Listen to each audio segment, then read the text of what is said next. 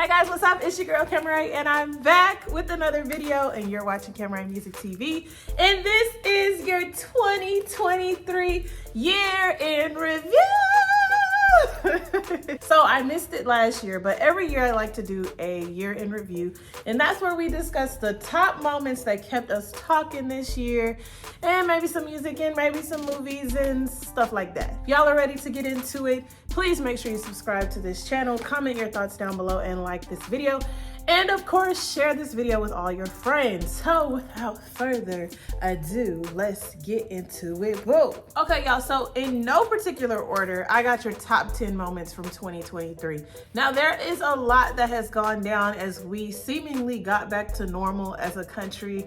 There's some huge moments, there's some sad moments. And yeah, so kicking off with the first thing that I want to bear mention to is Rihanna returning to music with her Super Bowl performance.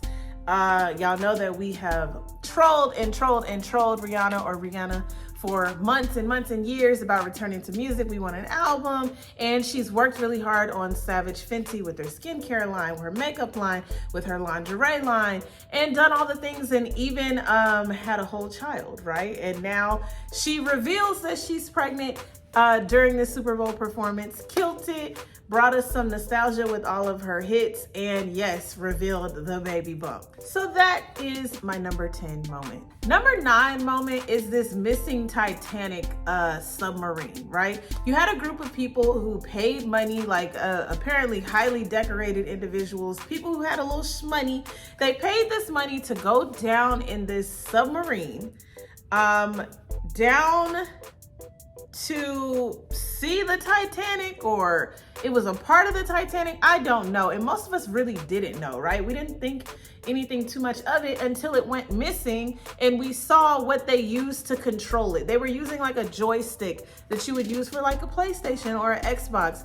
And these people ran out of air. We like watched on national television where, you know, they ran out of air and they didn't return and we couldn't find them, and they slowly like succumbed to their death. Yes, that was a big moment because everybody was watching, and a lot of us were like, of all the things to do with your money, of all the things to want to go off and do to be adventurous, why would this be one? So yeah, unfortunately that went down, and it had us all talking. Coming in at number 8 is Jonathan Majors. Now, Jonathan Majors had us talking for a few things, right? At the top of the year, Creed 3 came out, and him and Michael B. Jordan were on their press run and they were promoting it. They were on magazine covers. And first we were talking about him because of this whole femininity conversation, right? A lot of people were saying he was demasculating himself because of the poses that he was choosing to do in the magazine. And he was defending that. And we were like going hard for him, like, yes, this is true. We agree. Pink does not demasculate you. These poses that you're doing, like, you're comfortable in your masculinity, and we love that. Well, not too long after that, and not too long after Creed 3 came out, these allegations came out of him being a domestic abuser and putting hands on his then girlfriend, and that quickly escalated into him being arrested for it, there being an investigation, him going to trial, him and Megan Good becoming a couple, all of these clips and sound bites coming out, him calling her his Coretta Scott, no, him saying, I need you to be more like my Coretta Scott King, more like my Michelle Obama, and then him being found guilty, and now we're awaiting the sentencing. Coming in at number 7 is Jada Pinkett and Will Smith actually being legally separated and none of us having a clue. Okay, so the reason why this was so shocking is because there was, y'all know, in the past like 3 to 5 years, a lot of things have been coming out about the two of them. They had Red Table Talk. And so, you know, we were all of a sudden pulling up a chair to Jada Pinkett Smith and Will Smith's family, which is like, for a long time, they were so private that we were just okay with not being involved in things going on with them. Well, when Red Table Talk happened, we started to see more about them. We saw this whole thing with Jada cheating with August Alsina. You guys all being upset with Jada for cheating and saying that Will Smith is just such a good man. And I maintain that Will Smith was probably doing his cheating and doing his stuff. It just was more covert, right? Okay. all of that happened. And then Will Smith got into it with Chris Rock because Chris Rock was making all these jokes about, you know, Jada Pickett's hair, when he was hosting like an award show, and Will Smith walked on stage and slapped him.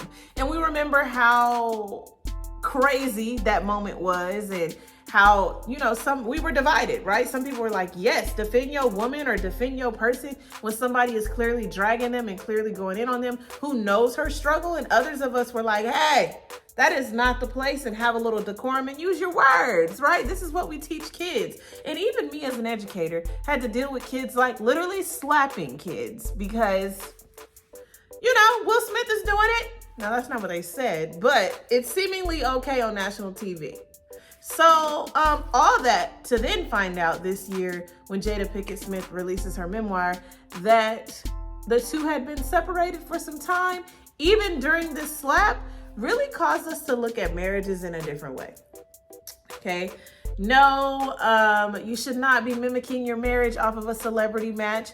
But also, too, if you think about it, in Black Hollywood, this is one couple that most people have always been able to say, Will and Jada, Michelle and Barack, Beyonce and Jay-Z have been together through the things. So to find out they're separated and happy, I'm sure it caused you to look at marriage just a little different. Coming in at number 6 is Keith Lee himself, honey. Y'all couldn't get enough of Keith Lee this year, and let me tell you why I personally live for Keith Lee. Keith Lee is, yes, a regular guy with a family, with an opinion about regular day-to-day things, and that blew up. That took off, that went viral. And yes, of course, like, he is known for lots of other things. I believe he was a boxer, and, you know, first, I believe he was just making fun videos with his family and his kids, and like, that was cool, that was cute, we were following him for that. Then that dovetailed into just like reviewing food, right? And he became like a whole brand. And his whole brand, like I said, is this regular guy who just goes to get food and lets you know like how he enjoys it. There also is like a way that he talks and a way that he says things that we know him for. But yeah, he's definitely sitting at my number 6 because he went to Atlanta and showed y'all how it was done, and y'all was mad about it. Okay, people was popping off, people was saying all these things like, who are you? What makes you that guy? And it's like, what we want in this life and what's going viral is normalcy. Boo. Y'all call it being basic, but the thing is, people want to know, can I relate? And to Keith Lee, we can relate.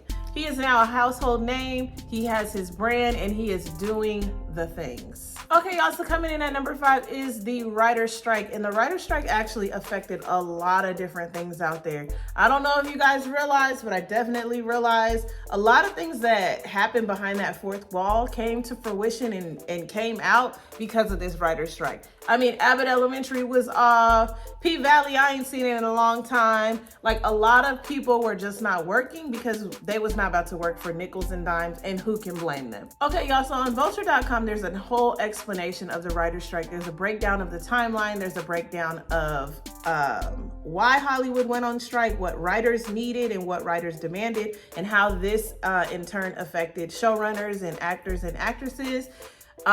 Please read up on that. I just know that it was a huge thing. It is now over. Essentially, it's over. Actors and actresses and writers got what they wanted, but it impacted so many things. I mean, we did not really get too many new shows. I know that those who were promoting movies couldn't really go out and promote them because of this strike. And luckily, it ended just in time for The Color Purple because they almost weren't able to go out and promote. It really caused us to take a second look at these shows and movies that we know and love and think about that fourth wall of all of those people that go into creating. When you think about a writer's strike, you think about, okay, maybe just this one show or this one movie is put on hold. That one show or that one movie has casting directors, costume designers, hairstylists, choreographers, photography. It has editors, and I mean, the list just goes on. So thank God the writer's strike is over. All right, y'all, coming in at number 4, I'm smiling, but it was really not funny because it got serious. But the clips and the way this will live on in history and a lot of the graphics y'all have created are hilarious. Is this Montgomery Riverboat Brawl? It was funny because of the amount of black people that jumped in. It was funny the amount of like the signaling and like the different things that were happening to like get it going. But down in Montgomery, Alabama, there was this group of, you know, white boaters or white people enjoying their time on a boat. They parked their boat where a black security guard told them not to park this boat, right? The white people were clearly a little inebriated, and he went over to like move the boat. Like, you guys cannot park your boat here. And to be honest, like, if we're gonna be honest here, you guys were breaking the law and you were doing something you were not supposed to do. So this man is trying to do his job, okay? Some of the things that were funny from this time is when the security guard throws his cap up. Everybody says that is an indication it is time to jump in. It's going down. The brawl is happening. Another funny moment is this kid swimming. Well, not a kid, but I mean, he's younger than me.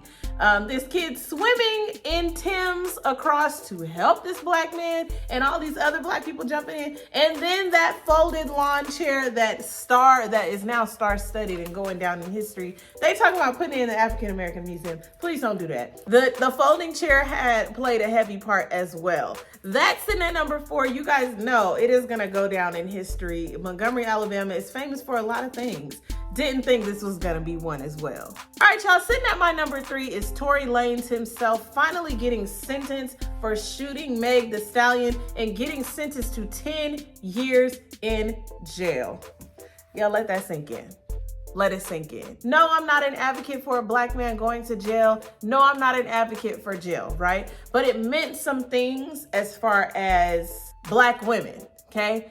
Meg Thee Stallion is somebody who was out having a good time with her friends. Something unfortunate happened. She tried to protect this person and cover it up and forgive and say like, hey, it's not that bad, don't worry about it. Tried to protect this person in the news. This person then went out there and aimed to make her look like a fool, dropped all of this stuff, said all of this stuff, called her a liar. Then she became publicly humiliated, publicly embarrassed. Her sex life was now on the stand. He then convinced all these other people to call her a lie. And then it like divided us as a people, because then if people believed that she was lying, then that was one type of person, right? And then those who believed her were all of the other type of people. It definitely divided us. And usually it was like men versus women where, yeah, Meg Thee Stallion lied or Meg Thee Stallion didn't lie, okay? He then went on to, yes, like team up with other people who didn't like her. Kelsey, her ex-best friend, went out there and was talking about her. And Meg Thee Stallion was essentially crumbling and going through a depression and having this breakdown in front of all of us, who also had lost her mother, who also had lost her grandmother, and was essentially alone. She tried to protect a black man from going to jail, from jump. That black man then did not show appreciation for that and then decided to try to embarrass her. Regardless of the things that she's done, regardless of the decisions that she's made, regardless of her being drunk or cussing or being promiscuous or whatever, it still didn't change the fact that in this melee, she ended up getting shot. And in this melee, the black man just did not protect her. That became a theme from this case. Black men protecting black women, black people believing black women when they say it the first time. Him getting sentenced, no, we did not think he was gonna go to jail for it. And I don't think he thought he was gonna go to jail. The thing is, he probably wouldn't have gone to jail if he just would have kept it G from the very beginning. I don't think that this was Megan Thee Stallion versus Tory Lanez. I think it was the state. So it was like he had a chance in the beginning to set the record straight, and he didn't. So yeah, he ended up getting sentenced to 10 years. Good luck to him in the future. And I hope that this teaches us as a people to just come together the first time. Sitting at number 2 for 2023 is this whole Diddy debacle. News came out when Cassie filed a civil suit against Diddy, and the civil suit had a trigger warning on it, where basically she sued him for millions of dollars. Actually, I don't even know if there was a price put on it, but because of the amount of things that she listed, the amount of things that she said, and the fact that it was a civil suit, that thing was closed up in 24 hours, where he gave her all that she asked for. It then caused the rest of us to raise an eyebrow, to be like, hey, if you didn't do that, just deny it and don't pay this woman. But we knew that there had to be some truth there because she was paid. She was paid generously. And that then dovetailed into a lot of other stories coming out. We are still battling this stuff with Bishop T.D. Jakes. And this information coming out, which we are praying to God is not true, but that coming out, and the actor from Tyler Perry's Plays, like him coming out and him saying the different abuse that happened to him from somebody who's big in the industry, and then some stuff coming about Kim Porter and her phone. Like a lot of different things and a lot of different details have been coming out surrounding this civil suit, and it is not over for Diddy. He is not in the clear, and it does cause you to be like, man, well, who else? We know that the Me Too movement is something that took over Hollywood and has been taking out a lot of our heavy hitters because of their decisions as it pertains to sexual assault. But also, music and hip hop is another place where SA has gone down in a major way. And with all of this happening with Diddy, I can't say that somebody else big in the music industry isn't next. All right, and sitting at number 1, it's the way you act. For me, y'all already know, it's Beyonce's Renaissance. Not only did I attend the tour this year, I also got to see the movie, and clearly it took over. Now, it may not be your number 1, but it's definitely my number 1. Okay, just being able to experience that show, getting all dressed up in my platinum, right? My Christmas tree is Renaissance this year. My blanket right here is Renaissance. Renaissance was very just personal to me because Renaissance is a rebirth, and baby, it was my rebirth this year. So being able to go to that show and witness it in person, y'all know that a Beyonce show is like no other. Sitting there for 3 hours and getting my entire life, and then being able to relive it again by going to the theater and dressing up again and taking my friend, and then the mute challenge and dressing up and seeing Blue Ivy hit the stage with her mom, and then witnessing Meg Thee Stallion on stage with Beyonce for the very first time, like performing the song. All of that was instrumental to me, and that's my number 1. So I want to know you guys top 10 for 2023. Comment down below and let me know your top 10. Before you go anywhere, I got some honorable mentions, and then I got movies that I viewed this year. Derrick Jackson. Derrick Jackson was exposed for cheating on his wife, and y'all know Derrick Jackson was the one giving us all the relationship advice, putting all the men to shame because he had all the right things to say. All the right things, all of the know-how, all of the the emotional intelligence, the self-awareness, all these things that we wanted our men to have. Derrick Jackson was a depiction of that until his wife came out. I think that was last year, and she was like rebuking Satan and rebuking all of us for saying all of these things about her husband. Well, then she made a comeback this year, and she was looking good. And she let us know she was done. She was moving on. She had an awakening. She was done with Derrick Jackson, and praise God. Praise God. Okay, Halle Bailey also premiered. She had her big debut with The Little Mermaid. This was big because this was the first black princess, like live action. She also had her red locks, right? So it was a really, really, really, really, really big deal, and lots of little girls were able to see like a princess in live action that looked like them. Usher had a really good year. Usher closed out his residency in Vegas, which was getting a lot of the girlies in trouble, okay? But he did his thing out there. I didn't get a chance to go. Now, I had one artist that I could spend my money on, and it was gonna be Beyonce, but I heard Usher was killing it out there. He also killed it in The Tiny Desk, did really well there. And now he's gonna be performing in the Super Bowl in February. Can't wait for that. Tina Turner, who is one of our black music legends, passed away this year. And so that was really sad. It really impacted the music industry in a major way.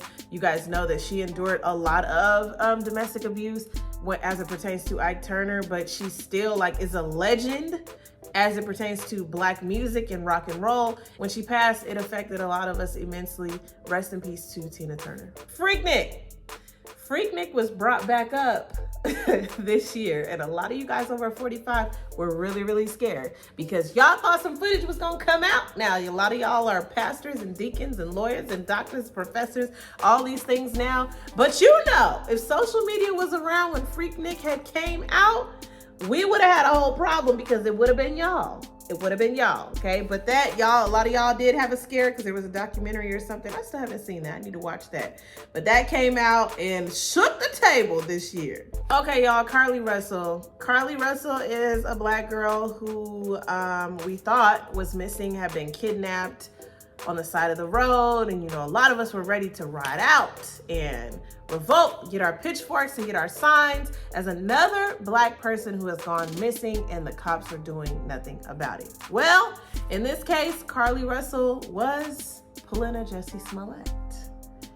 And it caused us to question her mental health and question, why does she need all this attention? We know that it ended up being that her and her boyfriend broke up and she kind of did this to like get back with him. And that personally just blew my mind. It blew my mind.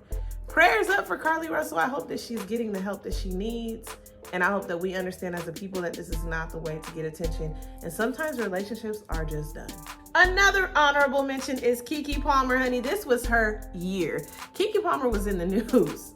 She was in the news, okay? She had her baby this year. She looked great. She was giving moms a run for their money, okay, with the bounce back. She was on the Terrell show, and then her dude started tripping. I'm sorry, she went to go see Usher and had on a certain dress. Her dude started tripping, and that kind of was the kickoff, okay? It ended up being all these DA allegations coming out about him and them fighting, and then her mom just smooth cussing him out with all type of interlaced themes and rhetoric that we did not need to hear.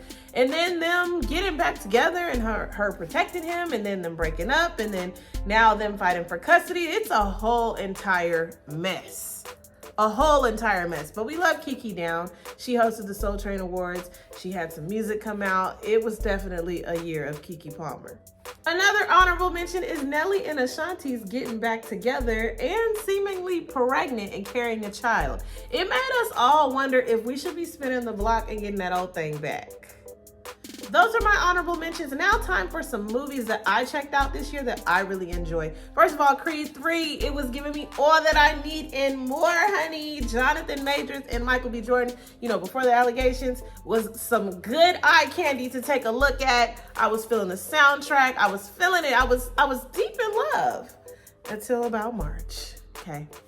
Next is Barbie. Barbie was uplifting for young women and feminists everywhere. It was real cute. Issa Rae was cute in there. She was doing her thing. Loved it down. Loved Barbie. It was a whole movement. Now, I didn't wear pink at the time, but y'all know, like, that's been the thing to show up in your outfits. Everybody was in that pink. It was real cute. I loved Barbie. Spider-Man Across the Spider-Verse. I love me some Miles Morales, so I enjoyed that as well. Renaissance. Y'all not gonna get enough of this Renaissance, baby. Renaissance was it in the theaters. Loved it. It was a whole movement that was popping in eras, I think, at the same time. So, you know, it was real cute. It was real cute. Another movie that I enjoyed, obviously, is The Color Purple. Just saw it, and it ate down. Well, that's it, y'all. As you reflect on 2023, I hope that it brought you lessons and blessings, okay? I love you guys. I'll see you guys in 2024. I'll see you next year. I'm Cameron. This is Cameron Music TV, and I'm signing off. Happy New Year! Bye.